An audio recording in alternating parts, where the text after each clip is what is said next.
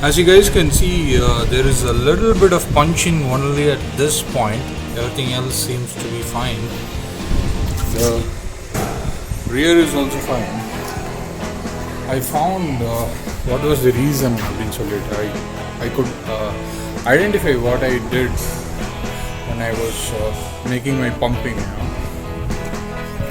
When I'm pumping as a goofy, my legs are going up and down in an even motion, both legs.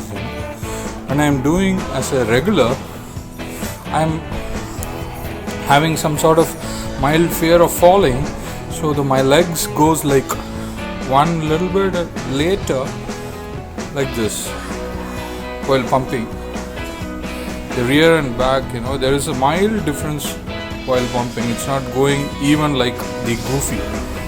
So that's why it's stressing at one particular bolt or one particular side of the bolt. Shouldn't be a problem in the future, because as I'm pumping kind of okay from now on as a regular.